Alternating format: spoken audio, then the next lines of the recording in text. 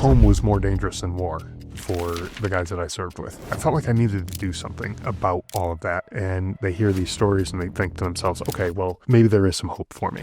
Scott Deluzio is an infantry veteran, Afghanistan war survivor, and the host of the Drive On podcast, where he spent 6 years interviewing hundreds of veterans about what happens after the uniform comes off. How do you see the ones that make the transition from those military lessons to civilian life? What are the things they carry forward? So Act 2 of their life. A lot of guys have trouble with that transition, and the trouble that they have is losing the sense of purpose or identity as a service member. And the guys who do it well find a replacement for that purpose rather quickly. That's the thing that they need to make that transition a little bit more successful. If you don't have that thing that you feel like is giving you a sense of purpose or meaning. I want to be a dad, not a sergeant. Like, how do we do that? Personally, when I got out of the military, I struggled with a lot. I had a heavy weight on the identity as a soldier, and I tried to do all the things in my normal civilian life, being a dad, being a husband. I tried to do that with the same intensity that I did anything in the military, and that doesn't work. One thing that you wish more civilian guys knew from the lessons you got out of the military that we haven't covered? Hey, Scott, man, thanks so much for coming on. Yeah, you bet. Really glad to be here. Thanks for having me. Yeah, man, I'm really glad we found each other and I got to come on the Drive On podcast and talk to you about all the veteran stuff, man. I love the work you've been doing. I'm really excited to kind of share a little bit more of it more broadly. Sure. So can you tell the guys listening, what your background was when you served? Yeah, sure. So I joined the Connecticut Army National Guard. I was in college when 9/11 happened, kind of got the idea of joining the military. Around that time, everybody was patriotic, fever was going across the country, and a lot of people were knocking down the doors to get into the recruiter's office. But I decided to stay in college and finish my degree at that point. I knew myself, if I didn't finish what I started, I wasn't going to go back and finish it. So I wanted to stick around and do that. And then my younger brother, actually, he joined Vermont Army National Guard while he was still in college. And that was like the couple months after I graduated college. And so all of a sudden, like kind of overnight, my little brother, who, I'd beat him up in the backyard, and we'd do all the things that brothers do, getting in trouble and all that kind of stuff. Overnight he, became a soldier, and I was like, holy crap, that's pretty amazing. And then 9 months or so later, I started hearing these reports in the news that the military was struggling to meet their recruiting numbers. And I was like, where the hell are all these people who were like knocking down the doors for the recruiter's office? And like, where did all those people go? And I realized, well, crap, I was kind of one of those people, and I still haven't done anything about it. So I said, well, at that point I was still young enough. I was in my early 20s. And I said, I'm young enough. I'm not in great shape, but the Army will figure that out. And so I was like, well, why not me? So I'll join too. And so that's kind of how I got into the military. Deployed to Afghanistan in 2010. And had kind of an interesting deployment. We can maybe get into some of that if you want a little bit later. But, and then came back home, and the guys that I served with in my company, we all made it home from that deployment. That there was no casualties from our company anyways. And we got home and we started losing guys. So it was like home was more dangerous than war for the guys that I served with. And that to me just was absolutely crazy. I mean, I came back with my own problems and things that I was dealing with, but the fact that we lost multiple guys, like way more than you would have expected from, just being home. And that to me just didn't make sense. So I said, I felt like I needed to do something about all of that. And so I started the Drive On podcast, which you mentioned just a minute ago. And really the idea of the show was to interview other veterans and share their stories. Maybe they've been through hell and they figured their way out, and they can use their story sort of as a roadmap for another veteran who might be listening, who's sitting there like without any kind of hope or any chance for a better future in their mind. and they hear these stories and they think to themselves, okay, well, maybe there is some hope for me. And, then I also talk to other, providers of services, different nonprofits and other organizations that a lot of times people just don't know even exist. And so when people go to the VA and they have a bad experience and they think, well, I've tried everything I can from, what's available to veterans. And that's just not true. There's just so many, there's thousands of organizations out there that do all sorts of different things. And so, if you think you've tried everything, I just really doubt that you have. and I think there's so many opportunities out there for veterans. So, anyone who's out there struggling, I just wanted to get that message out there and give them just a bit of hope to just keep on going, make it till tomorrow, and then we'll worry about tomorrow, but then make it to the next day and the next day after that. And that's kind of the idea that I had behind the podcast. So I started that about 6.5 years ago now. And, I've been going strong ever since, and, don't ever want to, stop doing it, because it just seems like every so often I get these messages from folks saying like, man, I really needed to hear that message today. And who knows, was that really them at the end of their rope, or was it, just having a bad day or something like that? But, it's nice to know that there are people out there getting help. And I started it thinking, if I can help just one person, then mission accomplished, right? And, at this point I've had over 550 episodes, so I have a feeling I probably helped more than one person. So I would imagine. I would hope so anyway. Right? I think that's why podcasting has been so helpful for so many guys, and why it's kind of skyrocketed popularity, is the shared stories. Right? At this point, there's so many people creating good content that you can find someone that has a story that'll give you an idea on where you might go. And I love that you were on the front end of getting folks that. Yeah, absolutely. There's so many good podcasts out there. Some even just from an entertainment perspective, just to hear two guys bullshitting about whatever, and it's just enjoyable to listen to for some folks. But there are good podcasts out there, and I'm not out there claiming that mine's the only one out there that's helping out veterans. There's plenty of podcasts out there with the same kind of mission and focus out there. And personally, I don't care if you listen to my podcast or you listen to some of the others. If you're finding the help that you need, then great. We all have kind of the same mission, Well, it's the scarcity mindset versus the abundance mindset, right? That if everybody's making good things and it's helping people, then we're all doing fine, versus the scarcity of like, there's only so many people listening, I need to get them all. Yeah. It doesn't really work out.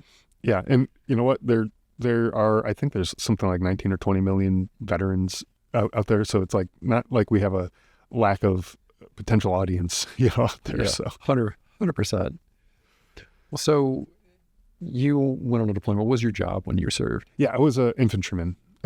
So my brother and I were both infantrymen. I figured he joined as infantry, and I knew if I did anything other than infantry, he would be, ragging on me like, oh man, that's not even a real job. Like, what are you even doing? Or just because that's just our nature. Not that he necessarily believed that. It was just, I mean, most people in the military believe it a little bit. Yeah, right? yeah. Like, I think I just did the episode we just released this week while recording this talks about military culture, and one of the big aspects is that there is a hierarchy between combat arms guys and the rest of us, and only 1 in 10 of people who served are combat arms guys. And the rest of us are just there to make sure you all can do the job. Right, exactly. That's the way it should be.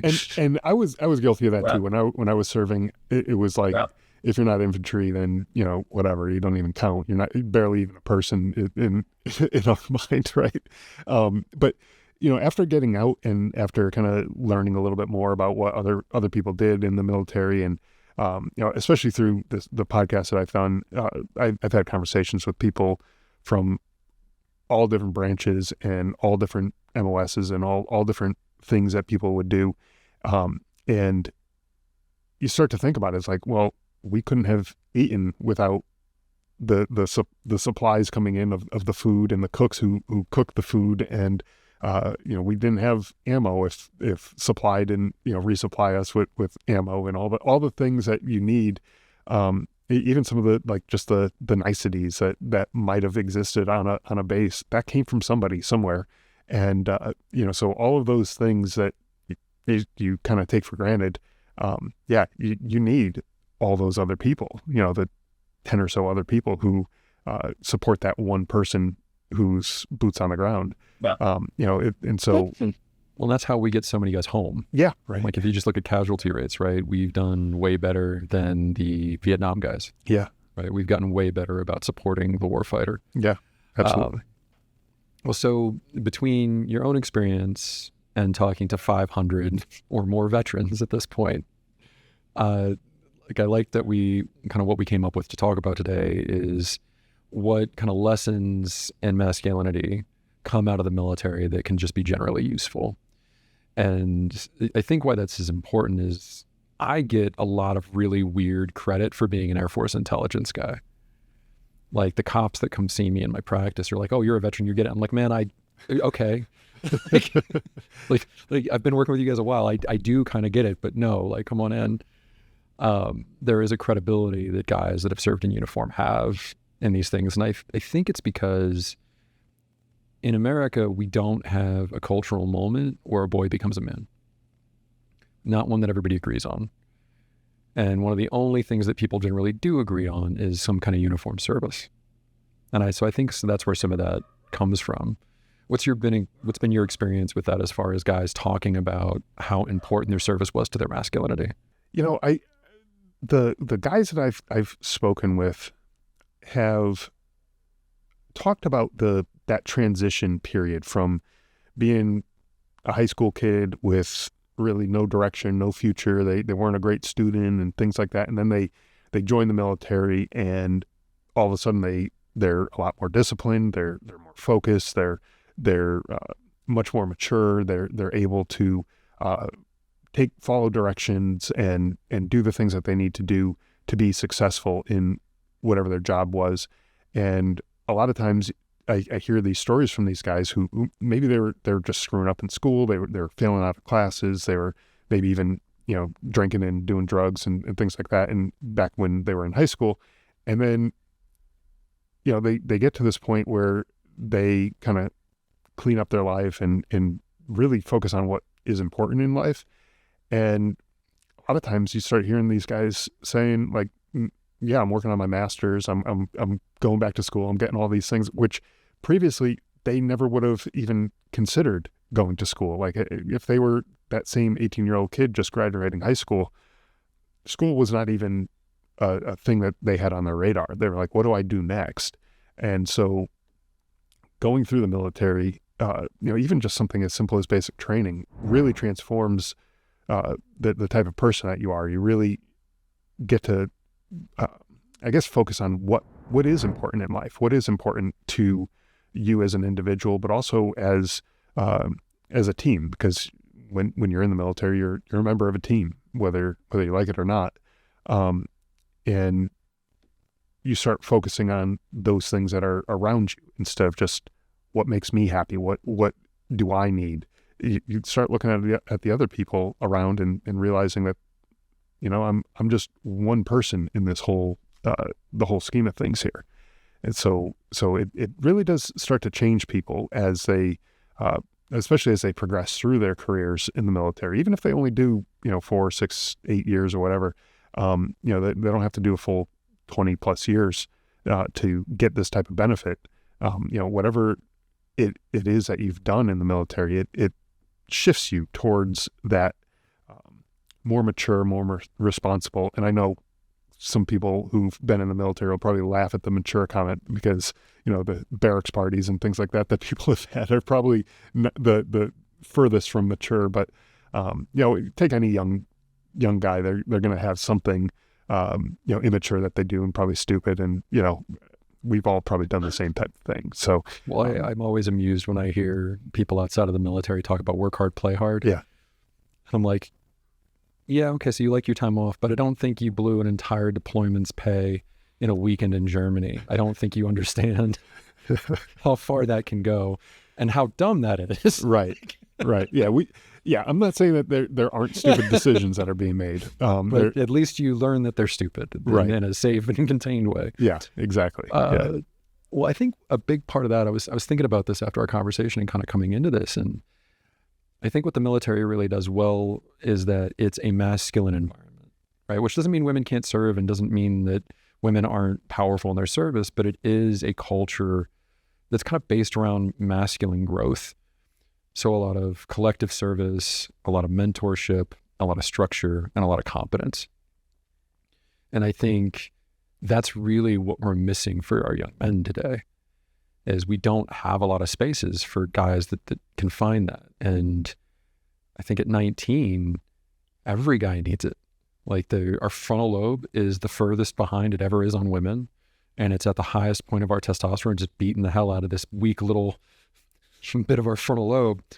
And all these decisions are being made. Scott Galloway talks about a lot, guys needing guardrails. Yeah. Right. They need other men around them providing guardrails when they're young. And I think the military, just because of its nature and because it started as a men's only organization, is good about having those guardrails around for people to grow competence, make mistakes, and be contained while they do so. Right.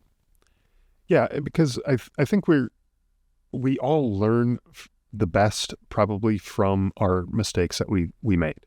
And that's, I think, just human nature all the way from the time that you were a child. Like, you make a mistake and you realize, oh, don't do that. And then like the rest of your life, you don't do that thing again. You know, you touch a hot stove and you burn your hand.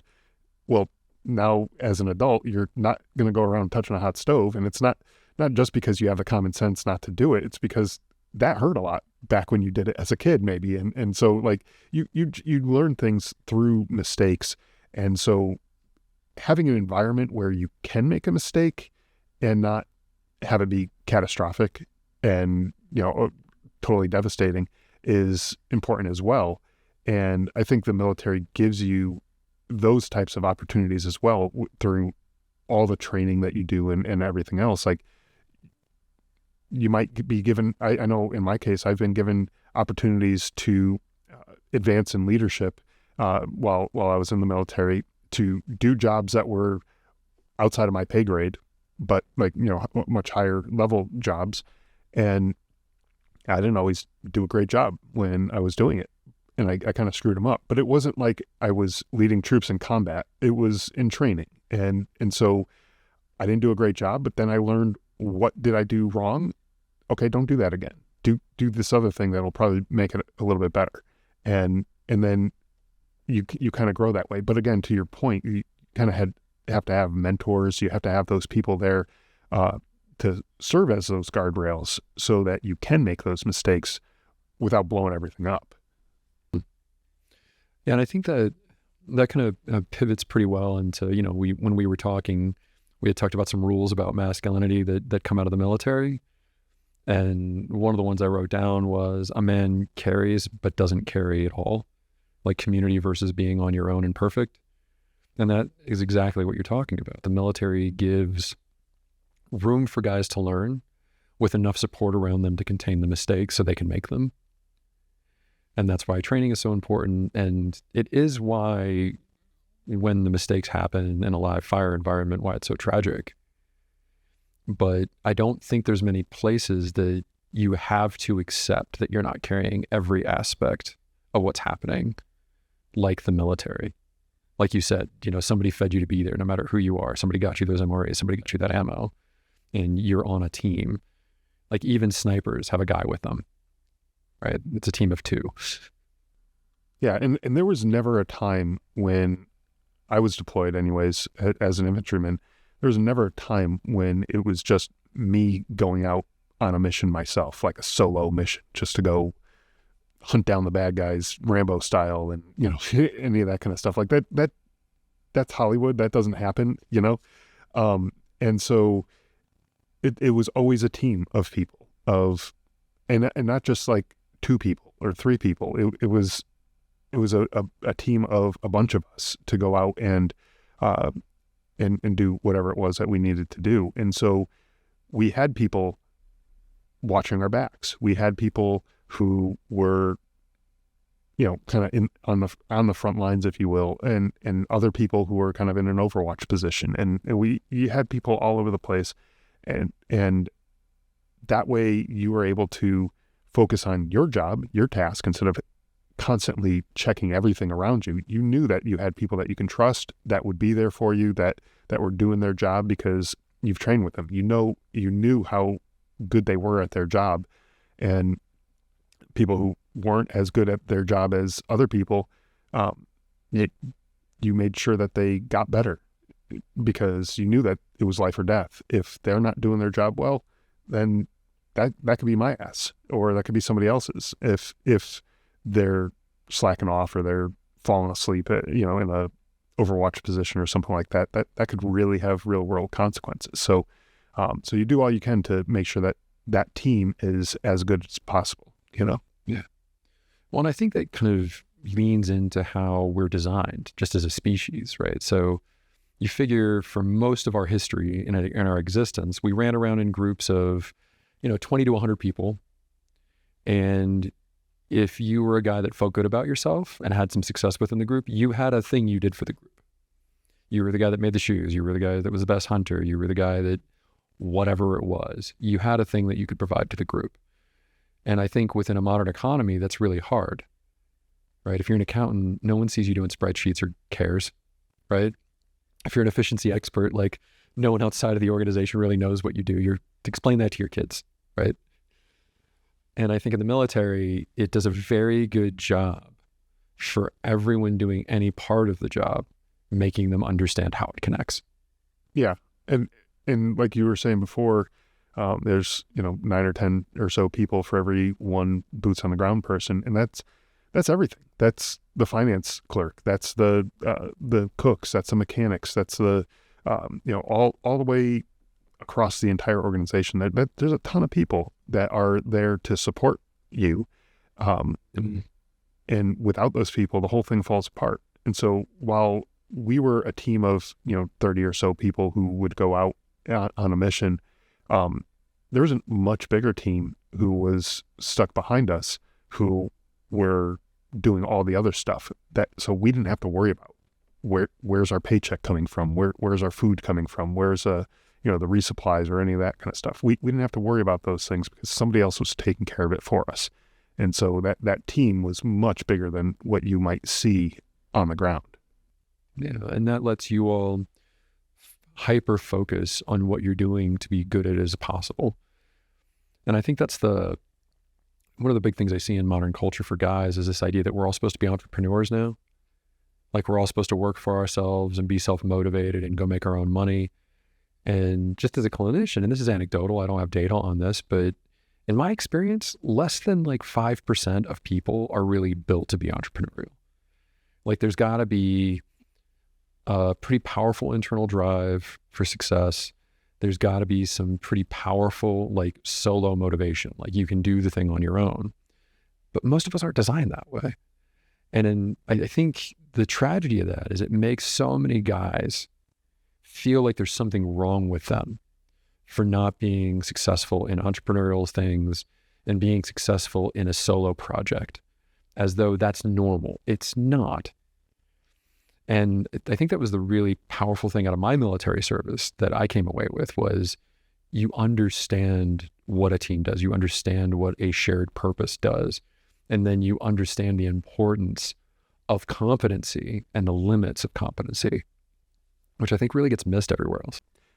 Yeah, and I think for those who do dip their toes in the entrepreneur world and try to start a business on their own or whatever, those who have been in the military, who have experience working on a team, who have experience not doing everything on their own, I found have been more successful. Not to say that every single person has been successful, because you're right, it's not for everybody. But when you're able to kind of let go and let other people take the wheel for certain things, like if I start a business, maybe I'm not great at marketing, but I know some people that I can hire who can do the marketing stuff. And so I let that go and I let them handle marketing, and I can then free up my time to go focus on other things that are more helpful to the business. If I'm focusing on the things I'm not good at, I'm just holding the business back. And so when you have that kind of experience, and can admit that you're not the answer to all the world's problems, like you can be a lot more successful. You can go further when you have a group of people working with you. Yeah, it's funny. I'm literally going through that major transition now, right? So the podcast has only been running for 7 or 8 months. And I did all of it at the beginning, mostly because I needed to learn enough of what each job was to figure out who to hire. And now I've got a team of 5 people that are working on this to make sure that it's fact checked, to make sure that the video quality is good enough for folks so that they can hear us. And all of a sudden I can focus on getting better at having the conversation. I can focus on writing my book. I can focus on all these things that nobody else in the team can do. And I think that if it hadn't, honestly for me, if it hadn't have been for the military, that would have been a lot harder to accept. It would have been a much bigger thing of like, no, I should just be able to grind this out. And I think the other thing that the military teaches you is that you can grind, but it also gives you like, you need a direction to grind in. Like you need to grind, you really need like a narrow focus because you can't do everything and actually improve at something. Yeah, grinding for the sake of grinding is not going to help things. Like you need that, like you said, you need that focus and direction. And just kind of anecdotally, like I had a business after getting out of the military where I was doing website design for companies. And it was great when I first started doing it, and it was enjoyable. And over time, I had built some software that worked on websites and things like that. And I was like, oh, well, I could keep building the websites, and I could start selling the software. And I was pulling myself in 2 different directions. My focus was in 2 different places at the same time every day. And I found that neither one of them were really gaining any kind of traction. I felt like I was just stalling out in all of it. And so eventually I said, okay, what am I actually enjoying in this business? What is it that I want to do? And what do I think has the best potential for, future income potential? And so I did away with all the website design stuff because I was just not enjoying that side of it anymore. And I focused all my attention on the software stuff that I was building, and that really took off. And it was because I was able to focus on that and give that the attention that it deserved that I was able to really kind of launch it to something bigger. But had I kept splitting my attention and just grinding for the sake of grinding, I would have burned myself out and I would have been useless to the business. So, eventually I ended up selling that business, but it was something that I enjoyed doing, and I figured out ways to make it work because my focus was on that side of the business. Yeah. And that was something that the military really helped me realize, because my whole pattern growing up and even through my undergrad and after, before the military, I was really good at high achieving, right? Like I had president of student government, I'd get national awards for different social justice stuff I did. And then it usually comes in these like 1.5 to 2 year spikes of effort, and then like a 6 month to a year long crash afterwards of just depression and uselessness. And what was nice about the military is you can't have a useless period in the military. Like nobody's putting up with that. And there were people around me that when I was, pushing hard, they encouraged it, but they also like provided some guardrails on it, right? Like, hey, this training is going to take this much time and it's great that you're going to quick, but like, what are you doing this weekend that isn't this? Like, you clear your head. Who have you spent time with? And I don't think that's something that people really understand a lot about the military, is there is a focus when there can be for the whole self. It's just that it's always mission first. Yeah, always. Always mission first. But I guess, work hard, play hard too, right? Try to Right? Yeah, got to blow out that steam where it goes a little crazy somehow, right? Yeah. Well, so within that, right, the pushing at your point of impact, I've had a few combat vets that have now become stay-at-home fathers as patients. And it's because their masculinity is bulletproof, right? Like they're like, a plumber comes in and gives them a hard time. They're like, yeah, fix my toilet. I don't care what you think of me. Like they have that security.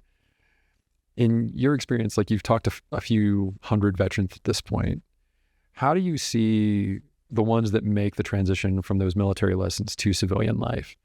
What are the things they carry forward well? You know, a lot of guys have trouble with that transition. And that transition, I think the trouble that they have is in the losing the sense of purpose or identity as a service member, the sense of purpose of, you know, serving your country and member of a team. And the guys who do it well find a replacement for that purpose rather quickly. And they may have found it in a job that they have, or in their families, or in something else, whatever it is to them that gives them a sense of purpose. That's the thing that they need to make that transition a little bit more successful. Not to say that every single person is going to be successful just because they have a purpose or a great job or whatever. Job may not even be the thing for them that gives them a sense of purpose.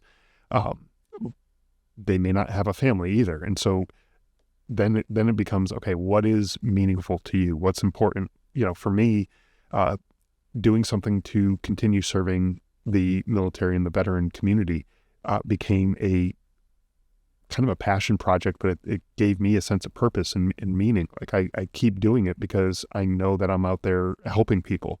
And if I just stop doing it, in the back of my head, I'm going to say to myself, well, what if there's someone now who needs some help? And I all of a sudden just stopped and they're no longer getting the help that they need because none of my stuff is out there anymore. So, the answer to where do I find purpose or meaning, that's going to be different for everybody. And so unfortunately, I can't just wave a magic wand and give you the answer of where you find purpose. But that's the thing that you need to focus on, is what gives me purpose? What is the thing that actually matters to me? And a lot of times people find it in unexpected places, things that maybe they've never done before or never tried before, but they have a friend who invites them out to some group event or whatever, and they're like, yeah, I've never done that before. I'm not going to be all that good. And they go out and they love it, and it all of a sudden becomes the thing that they're focused on, and they work their way into some sort of leadership position or whatever. So I guess the point that I'm trying to make is, like, if you don't have that thing that you feel like is giving you a sense of purpose or meaning, be open to new things. Keep your eyes and ears open for things that might be of interest. Even if you've never done it before, give it a shot. Like, what do you have to lose? Maybe an afternoon or so of trying something. And if it doesn't work out for you, good. Cross that off the list and move on, Well, and I think what I tend to find and what I see guys go through is it's got to be something that has some discipline to it, right? Something where you can improve and your engagement with it has an impact on people. And I think that's where a lot of guys get missed. And I think it's because of our grandfathers. Their whole purpose was their job. Yeah. Right? The provider role was quintessential and all that you had. And now that's much less so, right? Especially as we find work going away, unfortunately. What I see is you've got to like the results of the activity enough to be willing to suck at it. Yeah. Like, you've got to be willing to, like, I really like the people around here. I like what I see this thing do. Man, I really got to figure out how to get good at this. Right. Yeah, and that actually kind of reminds me of my son. We got him a guitar. He's 12 years old now. We got him a guitar a couple of years ago, and at first he wasn't all that interested. He's like, I don't know. I don't really know how to play the guitar. I'm not really good at it. I'm not really all that musically inclined. And then something kind of just switched gears with him. I don't know what it was, but he started to start playing it. Like, he went to YouTube and looked up, like, tutorials and how to play it. And, like, he wasn't really interested in taking lessons or anything like that. So he just kind of taught himself. And at first, like you said, he kind of sucked at it. But now he's pretty damn good. He's like playing songs that are, I mean, my God, like I'm pretty impressed. And he's only 12, so like his hands aren't even necessarily big enough to get all of the all the frets that are on the guitar, but he's playing the songs and they're sounding great, and so I know that's kind of a small thing. It's just it's a hobby type thing, but it's kind of to your point. He wanted to be a person who plays guitar, and he had to suck at it first, just like a lot of us do. I mean, go back to when you were a kid and you were learning how to ride a bike. I mean, who didn't fall when they were trying to learn how to ride a bike? I mean, we all did probably, but then once you did, you now gain this skill, and now you're able to go, do all the cool things that riding a bike and provides you. So, I know those are kid things. Those are smaller things, but the same idea I think applies to anything else. It's like, if you want whatever it is, yeah, you're gonna have to put in the work. If it's a job and you need certain training or certifications or whatever, you're gonna have to go and do that, and maybe start at the ground level, but then work your way up. And yeah, it might suck. It might be some grunt work at first, but you can do it. I mean, you've done grunt work in the military, I'm sure, like even if you weren't a grunt like I was, but like there were still plenty of things that were unpleasant. I mean, who among us hasn't scrubbed toilets and, all those kind of things? Like, you had to do it anyway. So like, yeah, that had nothing to do with any military, anything. It was just because it needed to be showcase done. that you could do it. Yeah. Yeah. So, it does it suck? Sure. But will it get better the more more effort you put into it? Yeah, absolutely. Well, I think that's the important part of an adult life is like Mark Manson talks about this a lot. And it's the idea that you're going to suffer through life. Like, life will have friction and suffering is inevitable. The people that are most fulfilled are the people that pick where they're suffering. Right. And so having a reason to suck at something makes it so that you can get good at something. The guys that struggle the most are the ones that either never got the opportunity to struggle at something and overcome it, or that forgot how to. And so it's either my young guys who were raised, I think millennials have been, like, on the plus side of us as parents, we have made the safest generation of children in human history. On the negative side of that, a lot of those children never had opportunities to fail. They never had they're driving later, they're doing all these things later. Some of them never learned how to ride a bike very well because they didn't have opportunity to travel as a child. There wasn't a reason to go somewhere on a bike, right? And then on the other end of it, I see guys in retirement that struggle very similarly, where they leave their professional environment where they're acclaimed, they're known, they've got status, and they put that down. And they're not willing to go into a new community and suck at something. They're too used to being in charge. They're too used to being the guy that knows what he's doing. And so all of a sudden, like one guy I worked with, he was a finance guy that retired, and to just try to get some community, he went and tried to work at a food bank, but he kept trying to tell them how to organize the shelves his first day. Yeah. Like his first day, as though he had any concept or knowledge about what anybody was doing. He was just used to being the guy that was telling people what to do. Right. Yeah. And I've talked to folks who were higher ranking officers, colonels, generals, who they got out of the military and they went on to act 2 of their life, whatever they had next. And they were expecting some executive level position.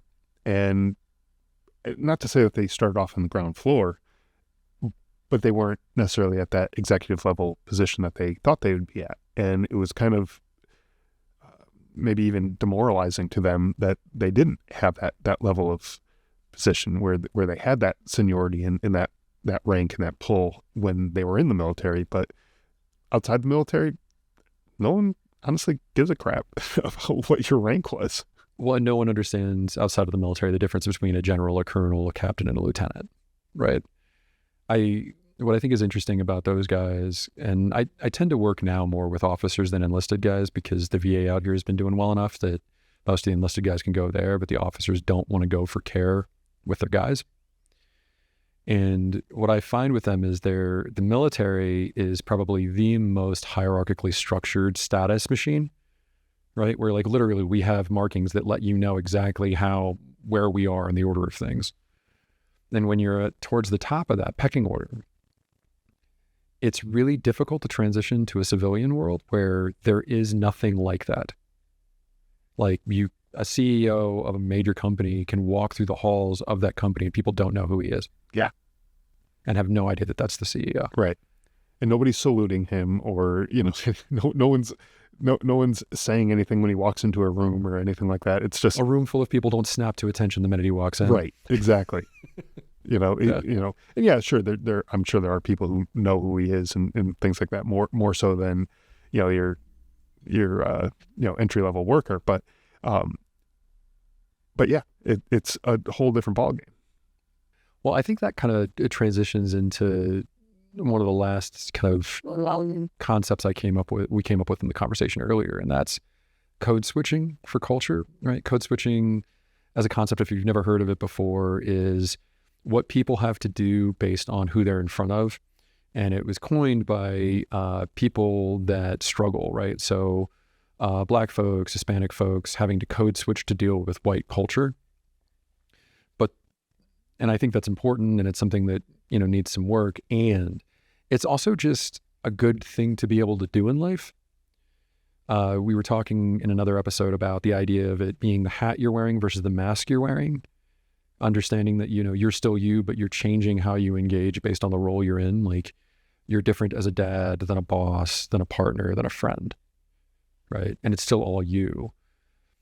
I think one of the things that the military really taught me was that code switching, because it is one of the most diverse organizations on the planet. And when you're in uniform, everybody's behaving like someone in uniform, right? But then you go to the barracks and there's like mariachi, heavy metal, rap, all happening out of the same dorm room because it's a party. Yeah. Yeah. That was one of the things I think for me personally, when I got out of the military, I struggled with a lot. I had a heavy weight on the identity as a soldier, and I tried to do all the things in my normal civilian life, being a dad, being a husband, being a coworker, being a whatever. I tried to do that with the same intensity that I did anything in the military. And that doesn't work. That does not lead to happy children or a happy wife or a happy anything, because, it was like almost like drill sergeant mode, screaming and yelling at the tiniest of little things. And I had to come to the realization that doesn't work. Like that's not going to help anything, because if everything's a fire, everything's an emergency, then nothing's an emergency. And so if I'm yelling at my kid like he's about to get hit by a truck and it's just like a small little thing that's happening, then when he's actually about to get hit by a truck, he's not going to pay attention.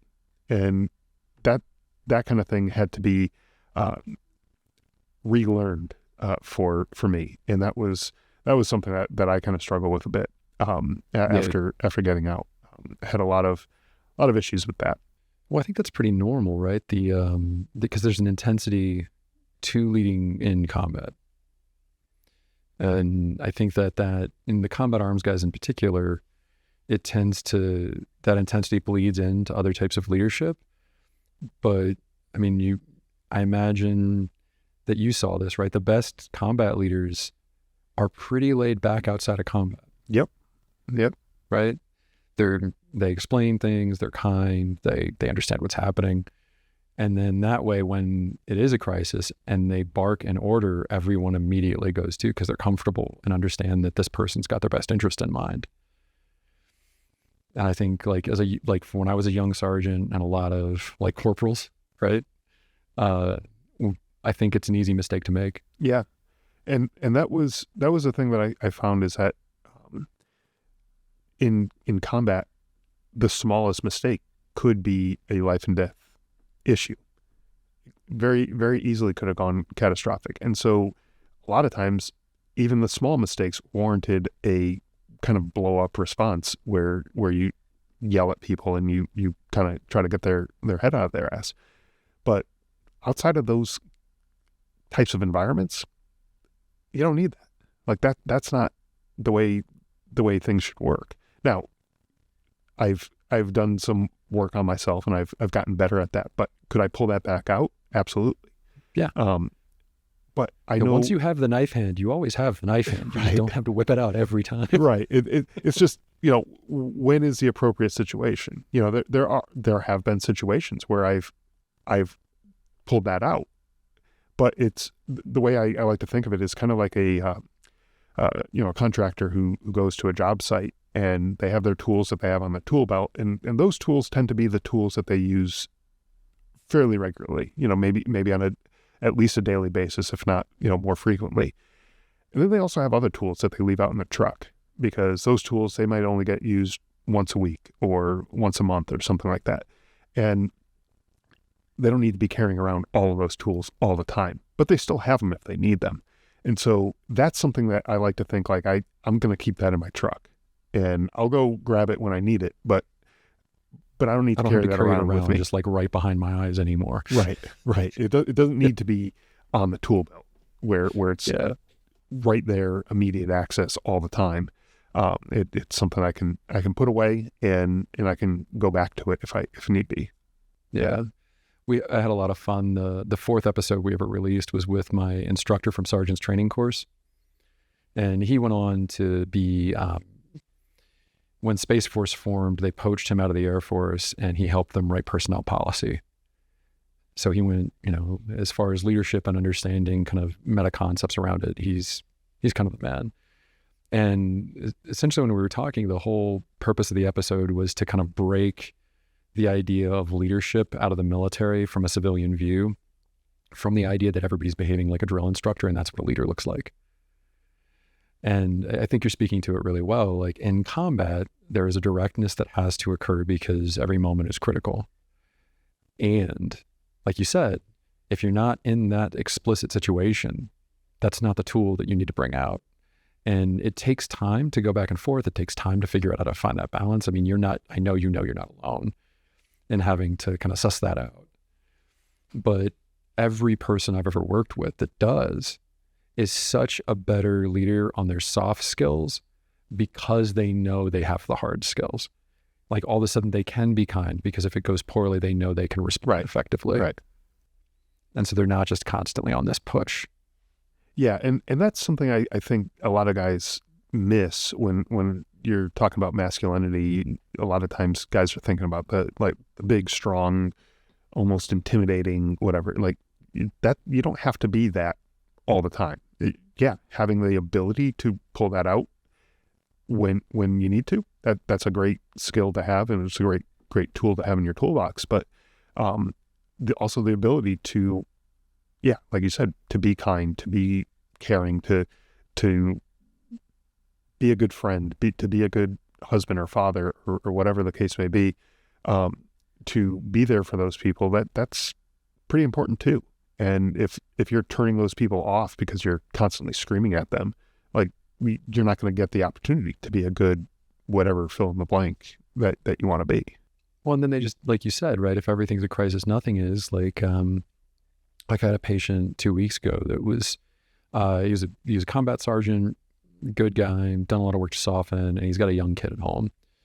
And he worked really, really hard not to be like his old man, right? That's why he came. He was like, look, Dad was a sergeant. I'm a sergeant. I want to be a dad, not a sergeant. Like, how do we do that? And he'd been doing really well. And then he came in and he was kind of shaken because his kid ran into the street and the sergeant came out and it scared his kid. Right. And I was like, yeah, man, but did he cross the street? Well, no. Was there cars? Yes. So is it okay that you scared your son a little bit so he didn't get hit by a car? Yes. And what did you, right. And because that's a crisis moment, right? And so what did you do to repair with him after that? How did you reattach to the kindness? How did you make sure he understood why that was a crisis versus what normally happens with dad. And that's way better than the guy that's just constantly screaming at the kids because the kid might not have stopped. Dad's yelling again, right? Might have gone and gotten plowed by a car. I think that's the thing is the more conversations I have around masculinity, the more important the idea of, in my mind, what's a Renaissance man comes up. Of in a modern world, you need to be good in a lot of different aspects, and you need to be at least competent in the ones that you're not comfortable with. And there are those guys that are just kind of more aggressive guys, more direct guys, that they're the ones that you want kind of naturally falling into like a combat leader role. And those guys are going to not be the best dudes for hugging kids, right? Like, but their life is a lot fuller if they learn how to. And the guy that's really soft and really good with kids and really gentle, his life is a lot better if he knows how to take a punch. And his life is a lot better if he has some confidence that he can take a swing, right? And I think that's the hard part is when I hear other content around masculinity, there's this really narrow lane of like either be John Wayne or just be incredibly soft all the time. Mm-hmm. And there's not this recognition that a full adult life is being able to move in varied environments. Right. And like we kind of started this portion of the conversation is knowing what hat to wear when the situation dictates, right? Like, yeah, sometime you might have to put your sergeant hat on and you know, go full drill sergeant on somebody. But other times you need to put your dad hat on or your husband hat on or your, you know, whatever hat on to deal with whatever that situation is that you're facing. And not every situation is going to require a high level of intensity. And if you are treating it that way, it's going to backfire on you. And I know this because it did on me. It totally backfired on me. And when I finally came to the realization that it was backfiring on me, I started thinking to myself, like, how many people have I hurt through how I was acting? And I'm sitting here thinking, I'm just trying to handle this all myself. When else have I been successful and just handled things on my own? You know, like, yeah. Why don't I get help? Why am I being so stubborn? You know? Well, and some of it's just that code switching of what respectful communication looks like. Like I remember going right from the Air Force into a multicultural counseling program. And I don't know many people who've had a harder cultural switch than like military direct crisis to we're going to explore our feelings and our depths of selves and learn about everybody who isn't you. And I think what made it at all possible was some of that code switching that we were talking about before, where, you know, what hat are you wearing? And then how do you, like the thing that kind of moved it for me was accepting that people see you wearing a hat and then figuring out how to show up in a new environment wearing it effectively. So none of my classmates thought of, like the first year probably thought of me as anything other than that veteran guy, right? And so then the struggle became like, okay, so if that's me and that's who I am here and it's who I'm going to be in my life, how do I move through this environment and represent that well? Like I can't behave like I would around other veterans, around a bunch of counselors. That's just not effective, but I'm also not going to not be direct. And I think, like the military, living in Korea, living in England, serving with a really broad group of people and spending time with them really helped me figure out how to move in normals that aren't mine. Yeah, I think that's a good way of putting it, because there are a lot of situations that are normal for other people that maybe you just haven't been exposed to, or it's just not your comfort zone, or whatever the case may be. But you have to be in that situation. You have to be around those people. And how do you deal with those situations? You kind of have to adapt, and not to say don't be yourself, but yourself might not be the type of person who's really comfortable in those situations. So do what you need to do to get comfortable in those situations, and kind of fake it till you make it almost, but get yourself into that kind of position where you are where you're able to excel in those situations. Yeah. The third episode we ever released was me talking about how to move through places that aren't yours, and in a nutshell, what a 2-year academic program on cultural communication is. If you can accept being around normals that aren't yours, accept that this is normal for these people, you all of a sudden can have a lot of fun and not be the asshole, right? Because you're not expecting it to feel normal for you. You're not expecting to navigate it with like artfulness, but you move a little bit more gentle, you slow down a little bit, and you pay attention, and all of a sudden, like, you're enjoying a Ramadan dinner for the first time. You know what I mean? And I think the military doesn't give enough credit for that. And I think it's because from the outside of the military, all you see is the uniform. And the reason it's called a uniform is because we're all supposed to look as much alike as possible when we're in service, right? But that doesn't let you see the beauty that happens in the barracks, the conversations that happen over the night shift, the shared cooking that happens, right? All those little blended moments that I don't think civilians fully understand happen in the military because it's not what you get to see. Yeah, having that kind of experience, even you were talking about some different cultural experiences, and I know we had plenty of those when we were in Afghanistan. Even just the food that they had and they would offer to us. Where else are you going to have the opportunity to eat that type of food and experience it the way the local people experience it? And did you learn to love goat? Is that what happens? Well, it wasn't that I disliked it before, but it was like it was something that I never really partook in, that type of thing. But even the meals that they would have, like I know our base, we had some local contractors, so locals, people to the area that would work on our base, and they would work at certain observation posts, and we had them there kind of for like kind of first alert kind of security kind of thing.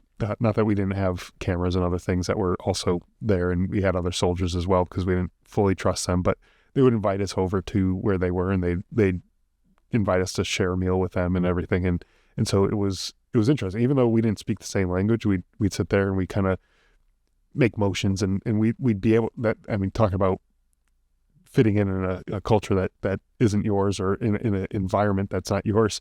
Like, we didn't even speak the same language, but we still were able to communicate roughly. Doing a very human thing, yeah. Right? There's 3 things that every human does: breathe, eat, and poop. Yeah. So eating's the one we can share. Right. Exactly. And so we were able to do that together, and it was just interesting to kind of sort of get to know the people, and you start to learn a couple words in their language. They learned a couple English words, and when you'd see them walking around the base or whatever, you'd just say whatever the word was, and at least like you had that little bit of a connection. And so it was interesting to experience that. Yeah, I think that's one of the more powerful things that comes out of service for a lot of guys, is that exposure to things that aren't normal. Well, so we're coming up on the end of time.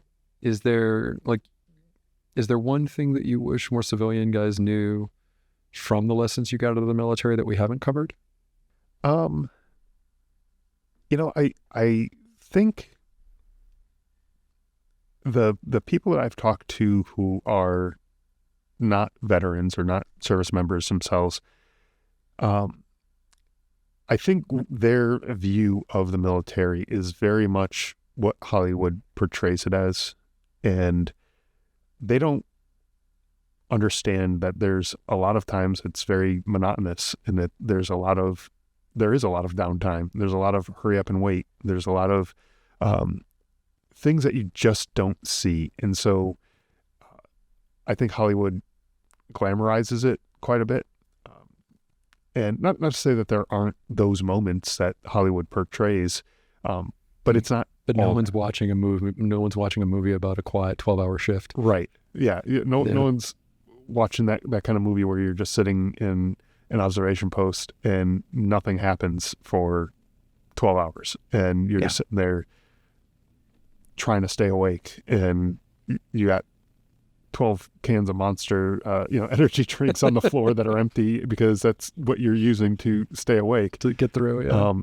And then, God forbid something happens and you go absolutely berserk because you're so hopped up on caffeine. But, like no one's making movies about those things. So it's like, yeah, there are those moments where things are very intense, very chaotic, things like Hollywood kind of portrays.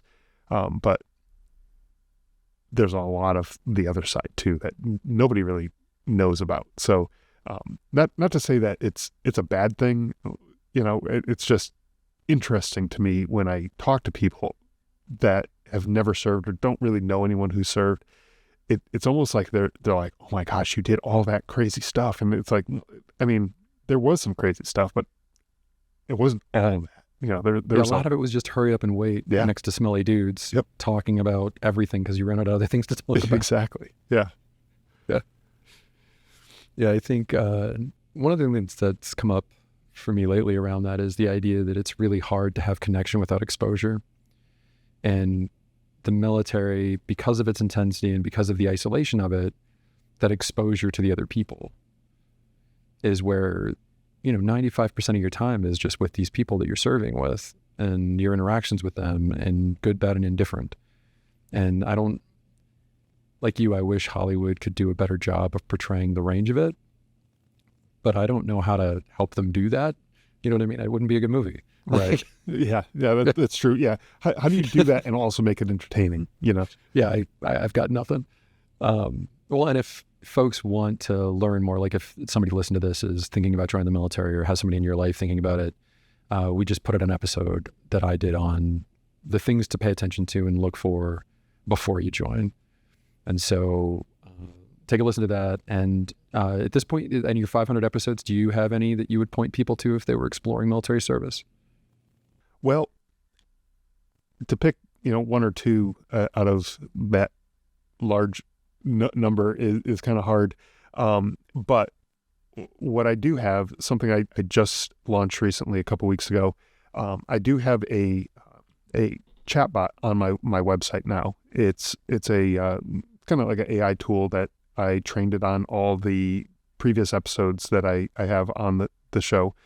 And it's anonymous. You don't have to put your name or email or any kind of crap like that in there. And you could ask it whatever you want about any of the previous episodes. So if you have questions about whether it's joining the military or what it's like to be in service or things to do after service or whatever the case may be, whatever you have questions on, whatever's burning for you, you can go check it out. It's just a little red icon on the bottom right of the website. So it's driveonpodcast.com, and then just click on that button and you can chat away. I don't see what any of the responses are or any of that kind of stuff. So, it's just between you and the computer, and, give it a shot.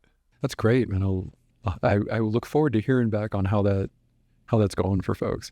Like, I keep thinking about different ways to integrate AI and this stuff, and it feels very fraught to me. So as kind of always, right, transitioning back to you, I'm going to get into some of those personal things that we try to get all the guys to share to kind of normalize some of these things. And so what is a truth about masculinity that you learned before you were 12 that's remained true throughout your life? I think the thing for me that I learned early on is to do the things that you say you were going to do. So if you make a promise to somebody or you say, as a kid, yes, I'm going to clean my room, or yes, I'm going to, do whatever the chores are or whatever, do it. If you can't do it, say that you can't do it, or give like, hey, I can't do it right now, but I can do it, when I have this other thing cleared up or whatever. But with that, I think it comes down to respect. for other people. Because if you say you're going to do something and someone's counting on you or relying on you to do the thing that you say you're going to do, and you just don't do it, kind of a terrible thing to do to somebody else, because they might be sitting there expecting that it's going to be done. They might be relying on it to be able to do the thing that they need to do. And, I've learned this throughout my working career as well, that if you say you're going to get a project done by such and such date, well, somebody else is probably sitting there waiting for that project to be done in order to take it and move on and do something else with it. And if you're not able to do that, then you're kind of letting not only that one person, but maybe even a bigger team down. So doing what you said you would do, I think, to me, is one of those things that I learned early on, and I've yet to find an occasion where that's not true. No, and it really lines up with a thing that's really developed in my time of hearing these stories, is that when you're a young man, your masculinity is largely based on privileges. Are you big? Are you strong? Are you smart? Are you handsome? But the one thing that starts to happen as you hit adulthood and midlife is masculinity is around competencies. And if you are not competent to follow through on something, it's really hard for people to respect you as a man. And the other thing I see is guys, when they get used to telling people things and not following through, in their own mind, they become the man that isn't reliable. And so it's not just that it's on these other people, it's that you're breaking kind of promises with yourself along the way. Yeah, sure. And that has more of an impact than I think people fully understand. Yeah. Yeah. And I also think that kind of tied in with that is just having integrity in general, like, doing the right thing even when nobody's watching, do the work, even if nobody's going to know that you got the work done, or exactly, you'll know that you did or didn't do it, and that does have an effect on you. And so, yeah, I guess having integrity overall is probably like the bigger overarching theme there. Yeah, it's just a good hallmark of adults. And I think for most guys, our community engagement is a little bit rigid. And so having even a self-defined structure is huge. So next one that we ask everybody is, what's a time where pursuit of your masculinity has hurt you? I think something that we talked a little bit about earlier is where I felt the need to just kind of handle everything on my own. It just felt like weakness to be able to, or to have to talk to somebody else to get the help that I needed. When I got back from my deployment, we went through these mandatory mental health screenings, and quite frankly, I lied through my teeth when I went through the screening, because first off, I was home. I wanted to spend time with my family. I didn't want to spend even an hour a week going to some therapist's office and go talk to that person, because that's just time away from my family, who I was just away from, and I just got back. Like, no, I don't want to spend more time away from them. I want to be back with my family. I had a newborn son at home, and like, I didn't even know him. I wanted to get to know my kid and all that stuff too. So, it's that just being tough and being tough no matter what, and trying to just grin and bear it and deal with whatever the suck is that you're going through. And yeah, of course there are times where you have to, we use the term embrace the suck, and you have to do that. But you also have to know when to kind of let that go. And for me, that was something that was really hard to learn. And when I eventually did learn it, it was like this huge weight was lifted off my shoulders. Like, not that someone else was going to carry the weight for me. It's just like they kind of showed me how to carry it better. It's like when the first time you ever wore a rucksack and you're not wearing it the right way, and the weight's all distributed, all jacked up and everything, and then someone who's a little more experienced like shows you how to tighten the straps and make it so that it kind of carries that weight a little bit better. It feels like you're wearing a much lighter rucksack than what you were originally trying to deal with. So that's kind of the way I saw going to therapy the very first time. when I realized I needed to, I made a phone call to make an appointment, and I had no idea what I was getting myself into. I didn't know if I was going to walk into that appointment and there was going to be a padded room with a straitjacket, or I had no idea. We keep them in the closet. Yeah, just in case, just in case, but I had no idea, and I had no real previous experience with any sort of therapy personally, and so to me it was pretty scary. It was like, what am I really getting myself into here? I didn't know, but I knew I needed it. I needed something, because whatever I was doing wasn't working. So that that kind of masculine mindset of just suck it up, deal with it, handle it yourself, that type of thing, it wasn't working for me, and it not only hurt myself, but it hurt the people who were around me as well. Yeah, no, this one's come up in a few places. And it's that, like, some guys need to be told they need to learn how to suck it up, and some guys need to be told you really don't have to do that all the time. And I think everybody kind of throughout their life, you kind of bounce back and forth, but so many guys get stuck on the suck it up and deal with it, that masculinity is that strength to be the guy that can suck it up, instead of recognizing that being that guy doesn't mean being that guy all the time. No one's infinite in their capacity. Yeah, there's I think with everything there's kind of a balance between how much you're supposed to suck it up and deal with it, and when you're supposed to get the help. Because yes, I can swim, but I'm not going to swim across the ocean. I would need a lot of help to be able to do something like that. My floaties aren't going to get me there. No, that's I'm getting lost somewhere along the way. So yeah. So knowing when something is too much, and when you need to ask for help, I think that's an important piece that a lot of guys need to learn. Yeah. Well, I love that. I'm really curious to hear where this one goes. What's a time where your masculinity empowered you? Well, I think kind of a masculine mindset of, which is something that you brought up earlier, of being, a provider or a protector or those types of things, is something that made me feel, especially after getting back from my deployment, made me feel like I had a purpose, even in my own home. And what I mean by that is, my son, who I mentioned, my oldest son, he was born about a month and a half or so before I was deployed.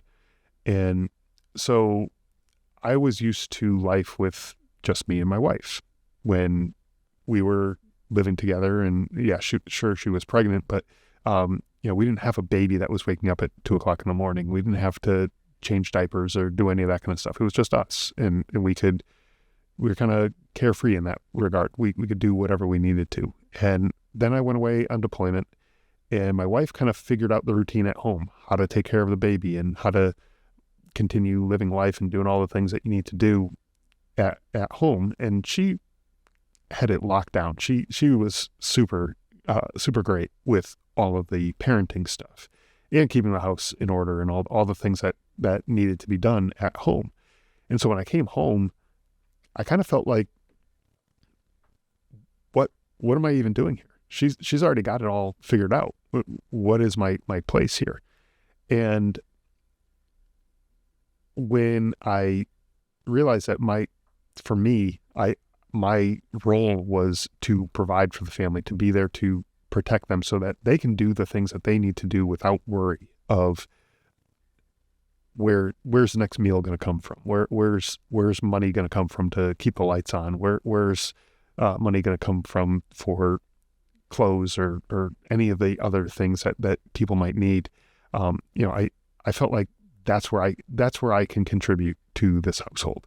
And so I found a great deal of purpose in that, to be able to provide for them. And I say protection, and of course there's that physical protection, but even just protect them in terms of knowing that we're safe, knowing that we have a safe place to come to in our home, and that it's not going to be terrible at home, and where I'd prefer to be out on the street somewhere rather than coming back home to dad who's just absolutely insane, So, It's providing that stability.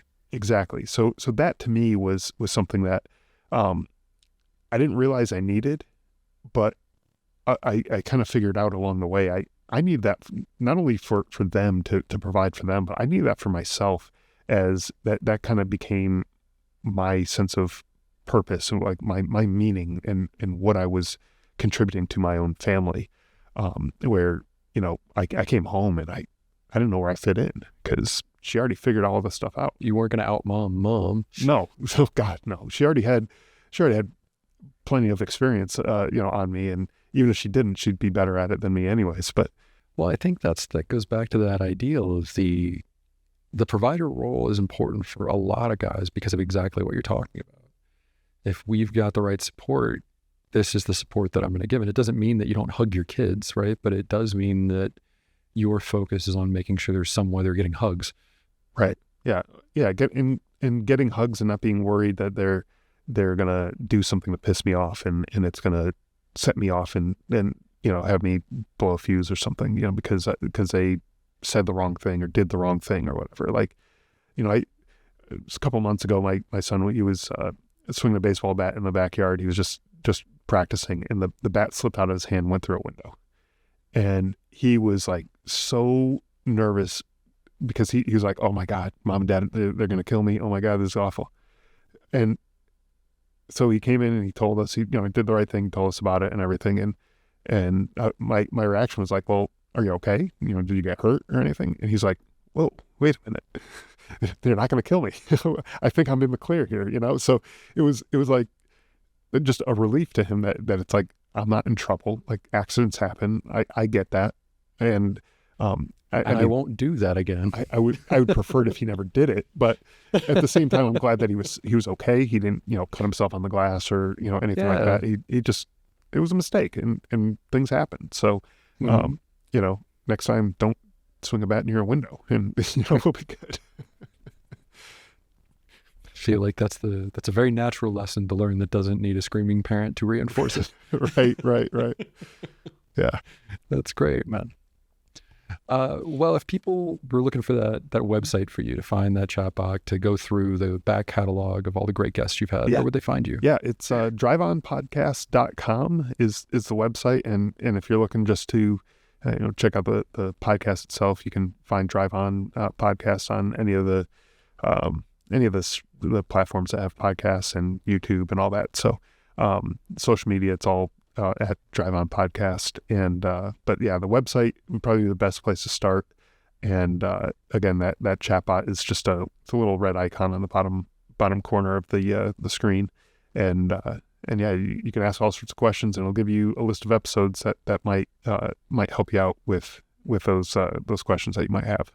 Thanks, man. I'm glad that's there. And I'm kind of curious. I'm going to follow up with you to find out how that chatbot is going because I'm really curious. I think that's a good idea, especially with that kind of back catalog, man. Like, Google's not dinging that. Exactly. And I figured, like, I just had so many episodes and I wanted to do something more with it.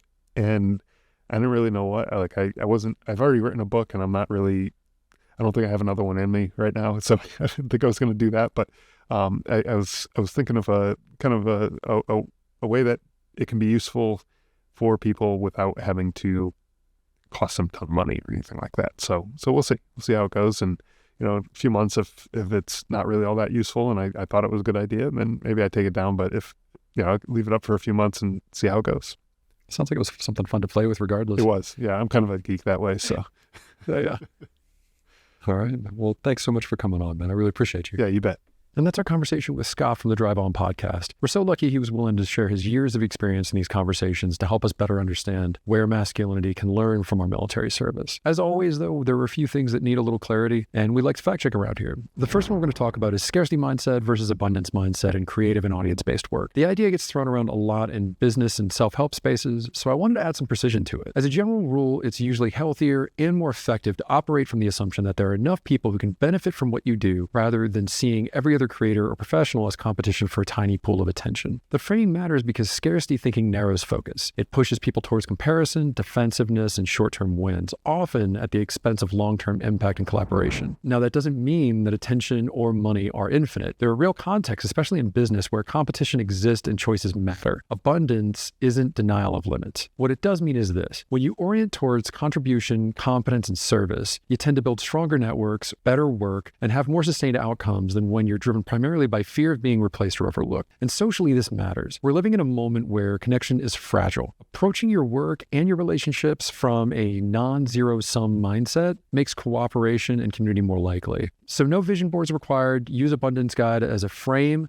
not a fantasy, and apply it where it improves clarity, resilience, and impact. The second one is millennials as parents are creating the safest but most overprotected generation of children that we've ever had. The point's mostly right, but it still needs some context. By almost every public health measure, today's children are safer than any generation before them. Fewer fatal injuries, less exposure to dangerous labor, and more consistent adult protection. Millennial parents deserve credit for that. The unintended cost of that is that kids have fewer chances to fail on their own. Less unstructured play, fewer unsupervised problems, fewer moments where they have to figure things out with an adult stepping in. The trade-offs aren't about parents being soft or weak. It's about a system that rewards safety and punishes risk, legally, socially, and professionally. Healthy development requires both protection and challenge. Resilience doesn't come from being shielded from difficulty. It comes from facing down difficulty at the right scale. For men and fathers, this reframes strength a bit. It's not just about keeping your kids safe. It's about having the discipline to let them struggle when the stakes are low, so they're capable when the stakes are high. So those are the only two big things that needed some clarification. Otherwise, Scott is a consummate professional and a very smart guy, so we did pretty well. And those are the only two things that really need clarification. Scott is a consummate professional. He's been doing this a long time, and so we got most of the things right. As you go forward and you're thinking about the things we discussed today about military lessons and masculinity, what's the primary thing that you're going to carry forward? Leave it in the comments and let me know.